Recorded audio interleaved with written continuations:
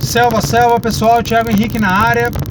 Tô saindo aqui do treinamento do pessoal do pré-militar, né? A gente estava treinando pro TAF, né? Nós fazemos sempre os nossos treinamentos aqui aos sábados.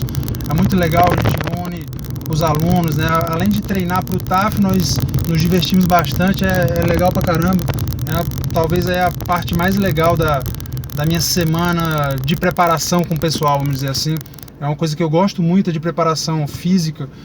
Inclusive na nossa plataforma de ensino, que vocês sabem que eu estou formatando aí, né? A gente vai ter um monte de material, vários materiais que vão te auxiliar na sua preparação física também, tá? Então, a gente estava fazendo um treinamento de corrida intervalada, que, inclusive, muita gente me pergunta, Thiago, como que eu posso melhorar a minha corrida? Como que eu posso diminuir o tempo da minha corrida? Corrida intervalada é um dos melhores tipos de treino que existe, tá? Então, como que é a corrida intervalada? Você não corre em uma velocidade constante, você fica alternando, né? O treino que a gente fez hoje, por exemplo, nós fizemos 20 minutos de corrida, sendo que nós fazíamos 30 segundos de corrida mais forte e 1 minuto e meio de corrida mais devagar, tá?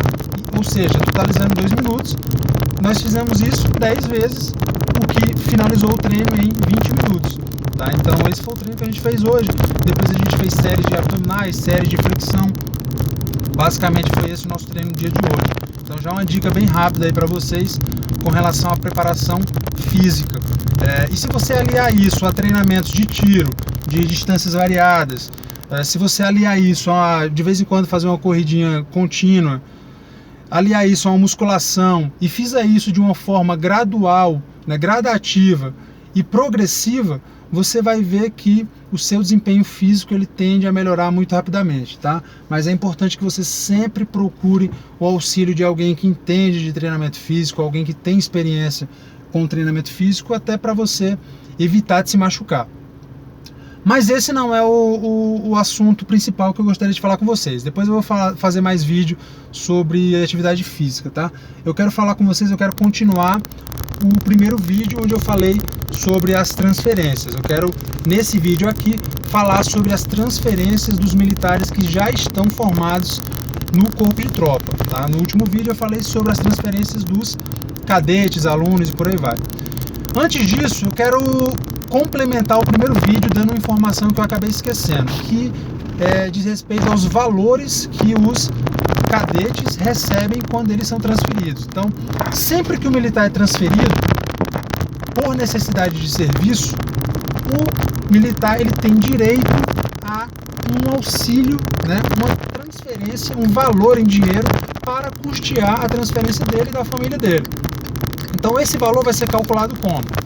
Esse valor vai levar em consideração o posto de graduação do militar, ou seja, os oficiais, eles normalmente ou geralmente têm uma transferência maior, né? Porque um dos fatores que é utilizado lá no cálculo da transferência é o posto de graduação do militar, certo? Uma outra coisa que é levada em consideração é se o militar é casado, porque se o militar é casado, ele tem família, né? E ele vai ter que transportar a família dele juntamente com ele, obviamente. E isso vai aumentar os gastos dele. Então, se o militar ele for casado, ele vai ter um valor aí a mais, tá? Se ele tiver filhos, mesma coisa. Se ele tiver carro, moto, tudo isso aumenta um pouco na transferência do militar, porque o militar ele vai ter que transferir também todos esses materiais juntamente com ele, né, para a nova cidade.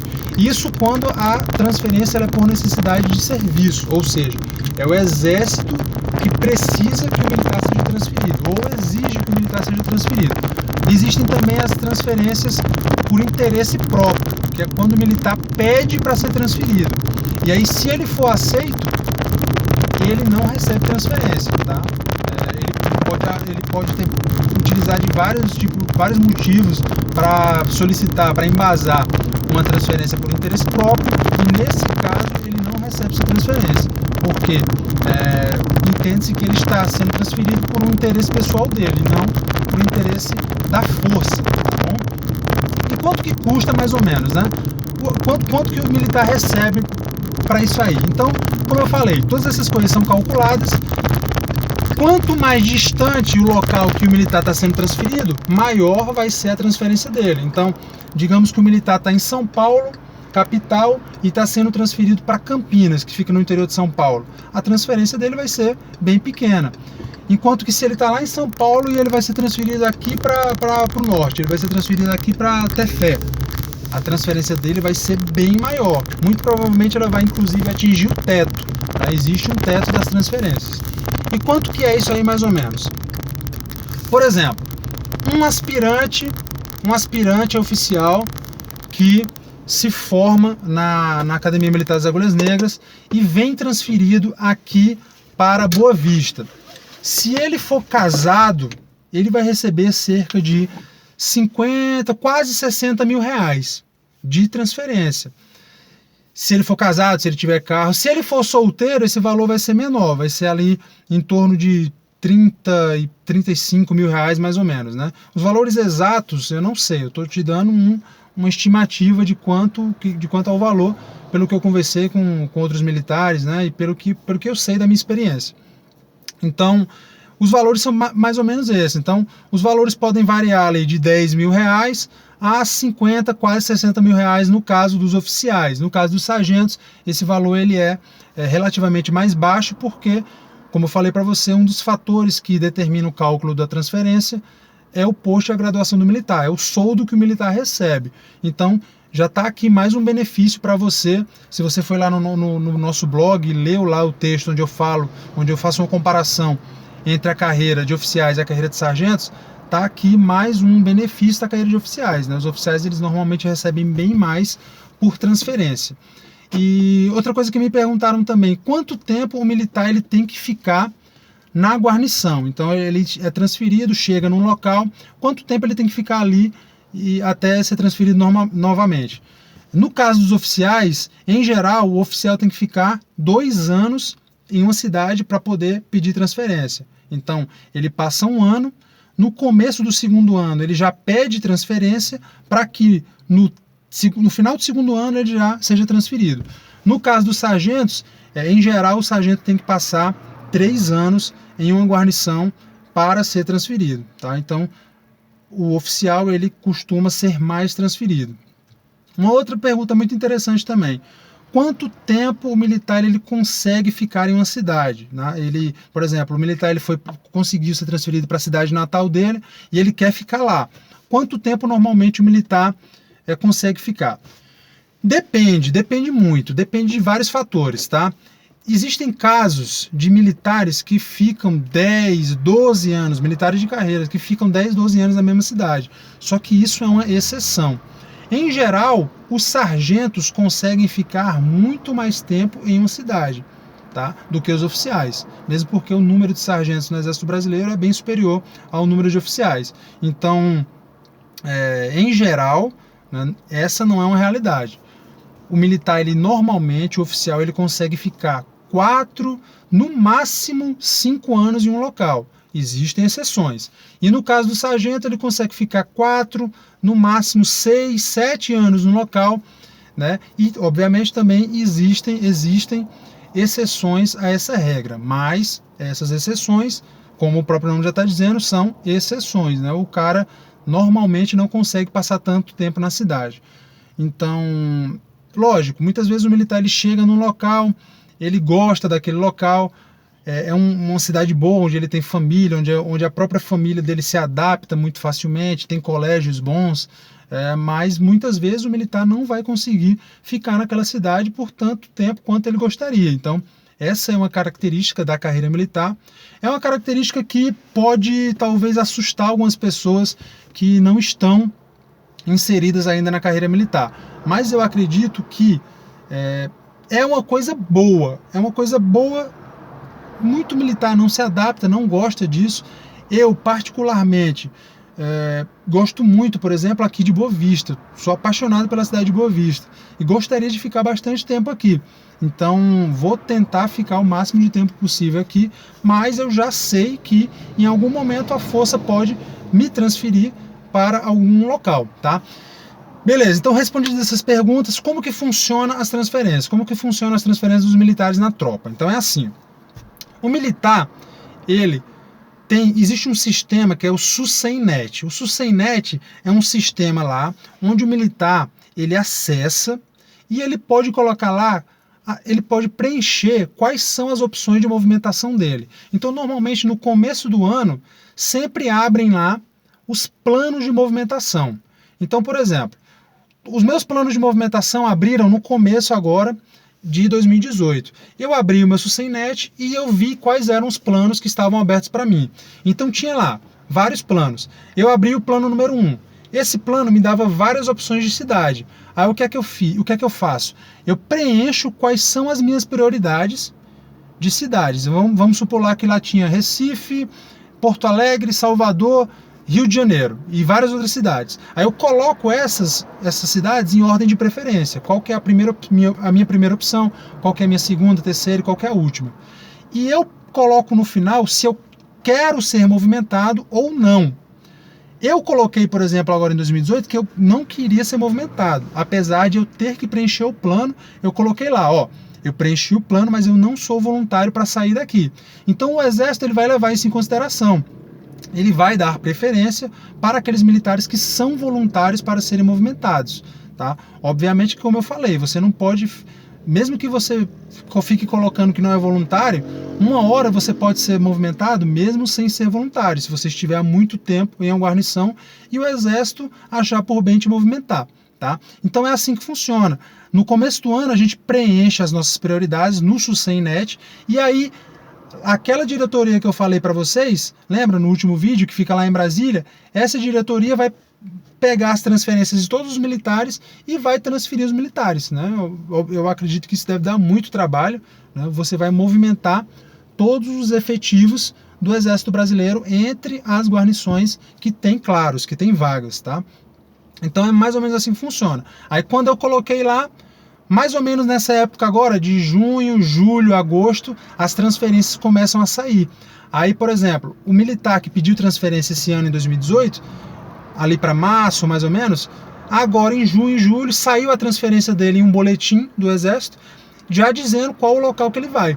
Então ele já sabe agora em junho e julho qual local que ele vai servir no ano que vem. E aí ele já começa a se preparar. Ele já recebe a transferência dele para que ele já comece a preparar, se ele já quiser ir mandando as coisas dele numa mudança, né, antes de ele ir efetivamente, tá?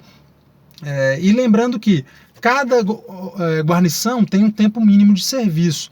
O militar ele não pode ficar pedindo transferência todo ano. Então, por exemplo, aqui na Amazônia, o militar ele tem que passar no mínimo 2 anos naquela guarnição para poder pedir transferência. Ele não pode ficar pedindo transferência todo ano, tá? Então, o militar passa 2 anos e aí sim ele pode ser transferido já no seu 3º ano, tá bom? Então é assim que funciona. As vagas que sobram, como eu falei para vocês, são passadas para os cadetes da AMAN. Então, basicamente é isso, é assim que funciona. E se o militar colocar a ordem de preferência lá e não for transferido nas primeiras que ele escolheu, for na 4ª, 5ª, 10ª, o que é que ele pode fazer? Ele pode pedir reconsideração de ato, né? Então é um documento que ele manda para Brasília pedindo para que aquela transferência dele seja modificada, e ele vai colocar lá quais os motivos que ele tem. Ele vai falar lá quais são os motivos que fazem com que ele, fazem com que ele esteja pedindo para não ser transferido para o local que foi publicado e ele quer ir para outro local. Por vezes isso aí é aceito, tá? Por vezes isso aí é aceito, mas na maioria das vezes, né, o Exército não costuma, a não ser que o militar tenha um motivo plausível, não costuma conceder isso aí, tá bom? Mesmo porque são feitos estudos lá de movimentação e infelizmente o militar nem sempre vai poder ser transferido para as primeiras prioridades dele. E aí tem um detalhe aqui que você já tem que saber desde já. Os militares que servem na Amazônia, eles têm prioridade de movimentação. Então, por exemplo, eu estou aqui na Amazônia, em Boa Vista, e vamos supor que eu peça para ir lá, minha primeira opção seja Recife. E um outro militar que está servindo numa cidade melhor, numa guarnição melhor que a de Boa Vista, que tenha melhor acesso, né? Que não seja um local que tenha um acesso tão difícil, por exemplo, é a principal característica que o Exército vê, é o acesso, tá? O militar está servindo lá em São Paulo e pede transferência para Recife também. Digamos que esse militar é tenente que nem eu, né? Ele tem os mesmas qualificações que eu. Normalmente o Exército vai dar prioridade a mim, para mim. Por quê? Porque eu estou servindo numa guarnição que é de difícil acesso, uma guarnição especial, tá? Quem está servindo em PEF, por exemplo, que são os pelotões especiais de fronteira, esses camaradas têm mais do que prioridade, né? Normalmente o cara consegue ser transferido para a primeira cidade que ele colocou lá nas prioridades dele, porque o Exército reconhece que ele abdicou ali de 1 ano, levou a família dele para um local inóspito, de difícil acesso, teve de inúmeras dificuldades, e aí o Exército concede para esse cara como se fosse um prêmio, né? Que é movimentar aquele militar para a primeira opção dele. Tá? Então é importante que você saiba disso, né, para que você entenda que normalmente no Exército os seus esforços, os seus sacrifícios, eles são valorizados. Tá? Obviamente, como em qualquer lugar, existem exceções, né? Você nem sempre vai ser reconhecido por aquilo que você faz, mas isso é uma exceção. No Exército, normalmente a gente tem reconhecimento, e não é um reconhecimento financeiro, né? É um reconhecimento em coisas simples muitas vezes. Então, para você ter uma ideia, o militar que faz um curso operacional, ele participa de uma formatura e o comandante elogia aquele militar para todo mundo, né? Isso, na minha concepção, é uma forma muito característica da carreira militar de reconhecer o esforço do militar, né? E eu acho legal isso aí, é uma coisa que motiva o militar a se esforçar. A gente procura também reforçar as coisas positivas que acontecem no nosso meio militar e não só ficar punindo o militar quando ele comete algum tipo de erro, tá? Então tá aí uma recompensa que o Exército dá para os seus militares que servem em locais de difícil acesso. Beleza, pessoal? Então eu sei que esse é um tema bastante complexo, muita gente ainda vai ter dúvida mesmo depois desse vídeo. Se você tiver mais dúvida, deixe seu comentário aqui abaixo que eu posso fazer a parte 3, a parte 4, sem problema algum. Beleza, pessoal? Até a próxima. Selva!